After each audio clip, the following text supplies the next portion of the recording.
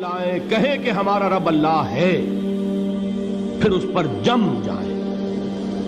ان پر فرشتوں کا نزول ہوتا ہے، نہ کوئی غم کرو نہ خوف، خوشیاں مناؤ جنت کی جس کا تم سے وعدہ کیا گیا تھا۔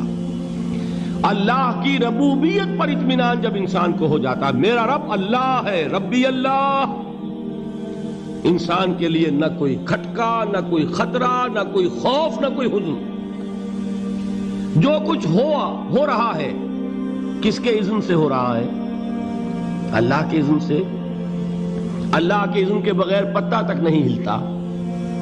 یہ کوئی اندھا بہرا مادہ نہیں ہے جس سے مجھے کوئی خوف ہو۔ اندھا بھینسا چلا آ رہا ہو اس سے تو ڈرنے کا ہر انسان کو ڈرنا چاہیے، نہ معلوم کس کو ٹکر مار دے۔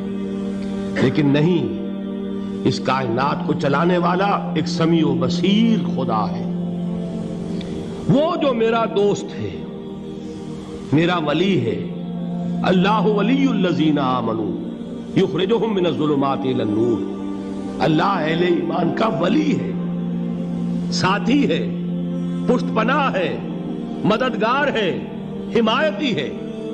بتائیے جسے یقین ہو جائے کہ اللہ میرا مددگار، اللہ میرا محافظ، اللہ میرا پشت پناہ، اللہ میرا حمایتی، اس کے لیے کوئی خوف ہوگا؟ اس سے کوئی ڈر ہوگا؟ میں مثال دیا کرتا ہوں ایک بہت سادہ، پنجاب کے دیہات کی۔ وہ بڑا چودھری ہے اور کوئی غریب کسان ہے۔ اس غریب کسان کے جانوروں کو ہر وقت اندیشہ ہوگا چوری کا، کوئی میری بھینس کھول کر نہ لے جائے، کوئی میرا بیل کھول کر نہ لے جائے۔ لیکن جس کے بارے میں یہ سب کو معلوم ہو کہ وہ جو بڑا چودھری ہے وہ اس کا دوست ہے، اس کی بچیا کو کوئی خوف ہوگا؟ اس کی بھینس پر کوئی ہاتھ ڈالے گا؟ اسے کوئی اندیشہ ہوگا؟ نہیں۔ کیوں؟ کہ وہ بڑا چودھری، بڑا اس کا یہاں کا سردار، جاگیردار، سب کو معلوم ہے وہ میرا دوست ہے، کوئی میرے خلاف اقدام نہیں کر سکتا۔ اس دنیا میں یہ چھوٹی سی بات اگر آپ کے دلی اطمینان اور سکون کا باعث بن سکتی ہے تو ذرا تصور کیجئے۔ میں لفظ تصور استعمال کروں گا صرف اس لیے کہ اس کا ہم جس کو کہتے ہیں ادراک اور شعور کر نہیں سکتے، اگر کے ساتھ کر سکتے۔ اگر یقین ہو کہ اللہ میرا مددگار اور یقین ہو کہ اللہ ہر آن میرے ساتھ ہے، پھر کوئی خوف، کس کا خوف؟ کوئی شے اللہ سے بالا تر ہے؟ کوئی قوت اس سے زیادہ طاقتور ہے؟ کوئی اس کے ارادے کو بدلنے والا ہے؟ کوئی اس کی مشیت کے آڑے آنے والا ہے؟ یہی بات ہے جو حضور نے فرمائی۔ یہ ایمان کا حاصل ہے لب لباب، کہ دیکھو اچھی طرح اس بات کو ذہن نشین کر لو، اگر تمام انسان مل کر تمہیں کوئی نقصان پہنچانا چاہے نہیں پہنچا سکتے مگر جو کچھ اللہ نے لکھ دیا ہو، اور تمام انسان مل کر تمہیں کوئی نفع پہنچانا چاہے نہیں پہنچا سکتے مگر وہ شے جو اللہ نے طے کر دی۔ آپ پھر میں کہوں گا ذرا طاری کیجئے، اسے فرض کیجئے، اسے سوچئے۔ اگر اس حدیث پر ہمارا دل ٹھکا ہوا ہو تو کسی سے ڈر ہوگا؟ یہ مجھے نقصان نہ پہنچا دے، یہ میری رپورٹ خراب نہ کر دے، یہ میری انکریمنٹ نہ رکوا دے، یہ میرا یہ نہ بگاڑ دے، یہ میرے یہ نقصان نہ پہنچا دے۔ اس کا ڈر، اس کا ڈر، اس کا خوف، اس کی خوشامد، اس کے لیے جا کر طرح طرح سے اپنی عزت نفس کو ذلیل کروانا اس کے سامنے، یہ سب کچھ کیوں کرتا ہے انسان؟ جب سمجھتا ہے کہ اس کے ہاتھ میں میرا کوئی نفع ہے، اس کے ہاتھ میں میرے لیے کوئی ضرر ہے، یہ مجھے کوئی غضب پہنچا سکتا ہے، یہ مجھے کوئی نقصان پہنچا سکتا ہے، یہ میرا کوئی کام بنا سکتا ہے، یہ میری کوئی ضرورت پوری کر سکتا ہے، اسی کا نام شرک ہے۔ جہاں آپ نے یہ سمجھا کہ غیر اللہ کے اندر کوئی طاقت موجود ہے وہی شرک ہے۔ بتوں سے تجھ کو امیدیں، خدا سے نومیدی، مجھے بتا تو صحیح اور کافری کیا ہے؟ شرک تو یہ ہے۔ جس پر بھی تمہیں یہ خیال ہے، کلمہ ہے یہ کلمہ سوم، لا حول ولا قوت الا باللہ، ذرا اس پر دل کو کبھی اگر آپ تصور کریں، پھر فرض کریں، دل ٹھک جائے اس پر، کوئی طاقت نہیں۔ یہی بات تھی جو شیخ عبد القادر جیلانی رحمۃ اللہ علیہ نے اپنی وصیت میں اپنے بچے سے کہی. 11ویں دینے والے ہیں، لیکن حضرت شیخ عبد القادر جیلانی کی وصیت اور تعلیمات کو کتنے لوگ ہیں تم جانتے ہو؟ یہ جن مقامات تک پہنچے ہیں وہ کس چیز کی بدولت پہنچے ہیں؟ انہوں نے جو پیغام دیا وہ کیا تھا؟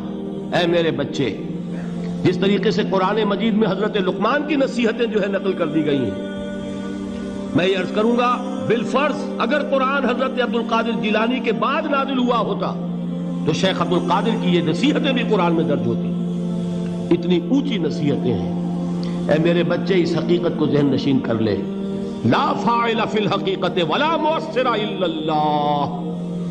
اس کائنات میں نہ کوئی فاعل حقیقی ہے نہ مؤثر حقیقی ہے سوائے اللہ. کسی شے میں کوئی تاثیر نہیں اگر اللہ نہ چاہے. آگ جلا نہیں سکتی اگر اللہ نہ چاہے. پانی ڈبو نہیں سکتا اگر اللہ نہ چاہے. زہر ہلاک نہیں کر سکتا اگر اللہ نہ چاہے. کوئی چیز فائدہ نہیں پہنچا سکتی اگر اللہ نہ چاہے. تو در در پہ کیوں سر جھکاتے ہو؟ در در پر کیوں جبیں سائی کرتے ہو؟ سب کے سامنے کیوں ہاتھ پھیلاتے ہو؟ ایک اللہ سے مانگو. ایک اللہ کے سامنے زمین پر اپنی جبین رکھو. لا فاعل فی الحقیقت ولا مؤثر الا اللہ. نظر آتا ہے ہمیں کہ پانی پیاس بجھا دیتا ہے. پیاس بجھانے کی صلاحیت پانی میں نہیں ہے، اللہ کے اذن سے. کھانا بھوک مٹا دیتا ہے. بھوک مٹانے کی صلاحیت کھانے میں نہیں ہے، اذن رب میں. دیکھیے یہی یقین تھا. حضرت موسیٰ علیہ السلام کا واقعہ یاد کیجئے. سامنے سمندر آ گیا ہے. قوم دیکھتی ہے پیچھے کہ گرد و غبار کا طوفان ہے. معلوم ہوا کہ فرعون اپنے لشکر سمیت آ گیا ہے. لشکر جب چلتا تھا تیز رفتاری کے ساتھ تو گرد و غبار کا جو طوفان اٹھتا تھا اس کا تصور کیجئے. اور لمحہ بلمحہ وہ قریب آ رہا ہے. پوری قوم نے کیا کہا؟ اے موسیٰ انا لمدرکون. اے موسیٰ ہم کو پکڑے گئے. قرآن مجید نے تو یہاں وہ باتیں نہیں لکھی ہے، لیکن تورات میں یہ درج ہے کہ بنی اسرائیل جھگڑنے لگے، دست و گریبان ہو گئے موسیٰ کے ساتھ. موسیٰ ہمیں یہاں مروایا لا کر، اس سے تو ہم ہی بہتر تھے. وہاں کھانے کو ملتا تھا، زندگی تو تھی.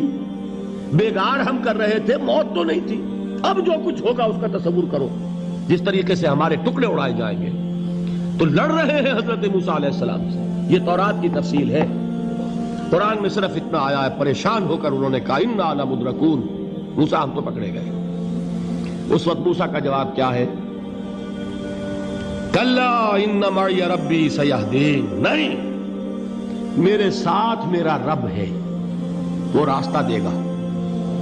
بتائیے کہاں راستہ نظر آ رہا ہے؟ یہ ہے ایمان بالغیب. راستہ نظر نہ آئے تب اللہ پر یقین ایمان ہے.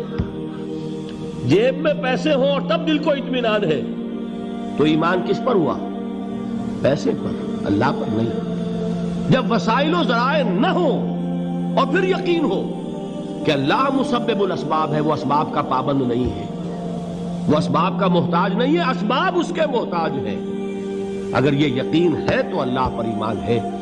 یہ نہیں ہے تو تمہارا ایمان اسباب پر ہے، وسائل پر ہے، ذرائع پر ہے، مادیات پر ہے، اللہ پر نہیں. اس وقت کہاں راستہ تھا؟ کوئی راستہ تھا؟ سمندر ہے اور ادھر سے لشکر آ گیا ہے. کلا ان معی ربی سیہدین. اب دیکھیے ایمان کہہ دینا آسان ہے، ہوا معکم اینما کنتم. جہاں کہیں بھی تم ہوتے ہو اللہ تمہارے ساتھ ہوتا ہے. لیکن اس کا یقین قائم ہو جائے تو زمین و آسمان کا فرق واقع ہو جائے.